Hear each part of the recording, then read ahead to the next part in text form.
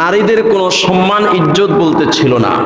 ঠিক সেই মুহূর্তে আমাদের প্রিয় নবী আখির নবী মুহাম্মদ রাসূলুল্লাহ সাল্লাল্লাহু আলাইহি ওয়াসাল্লাম জাবালে নূর হেরা পর্বতের গুহায় তখন তিনি ধ্যানমগ্ন ছিলেন। তিনি মুরাকাবা অবস্থায় ছিলেন, কিভাবে এই জাহিলি যুগের অন্ধকারাচ্ছন্ন যুগের এই মানুষগুলোকে আলোকিত করা যায়।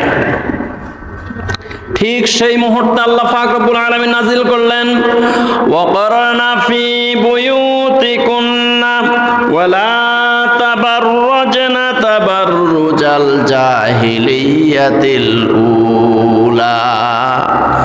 এই সূরা আহজাবের 33 নম্বর আয়াতে কারিমা নাজিল করে দিয়ে আল্লাহ পাক রব্বুল আলামিন ঘোষণা করলেন, খবরদার তোমরা যদি বেফুর্ত হয়ে যদি তোমরা মাঠে ঘাটে রাস্তাঘাটে মার্কেটে যদি আবার ছড়িয়ে ছিটিয়ে পড়ো, তাহলে জাহেলি যুগের নারীদের মতো তোমাদের সম্মান সম্ভ্রম ইজ্জত কিছুই থাকবে না।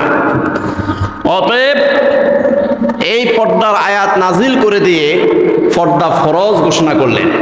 পর্দা করা ফরজ, পর্দা করা ফরজ, পর্দা করা ফরজ।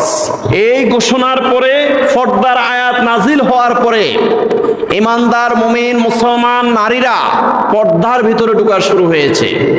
তারা হিজাব পালন করা শুরু করেছে, তারা পর্দা পালন করা শুরু করেছে।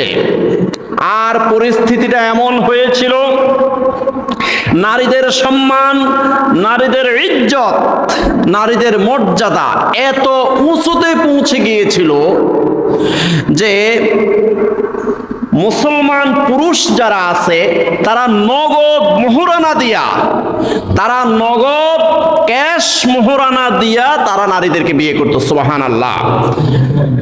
সাহাবায়ে কেরাম রাসূল মকবুল সাল্লাল্লাহু আলাইহি ওয়াসাল্লামের নিকট আসতেন, ইয়া রাসূলুল্লাহ সাল্লাল্লাহু আলাইহি ওয়াসাল্লাম, আমি বিয়ে করব। রাসূলুল্লাহ সাল্লাল্লাহু আলাইহি ওয়াসাল্লাম সাথে সাথে প্রশ্ন করলেন, হে আমার সাহাবী, তুমি যে বিয়ে করবে, তোমার যে মোহরানা ধার্য করা হবে, এই মোহরানাটা বিয়ের আসরে তুমি সম্পূর্ণ ক্যাশ পরিশোধ করতে পারবে কিনা?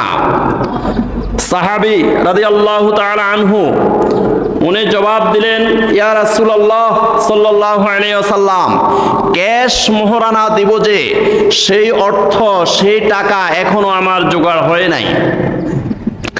আল্লাহর রাসূল সাল্লাল্লাহু আলাইহি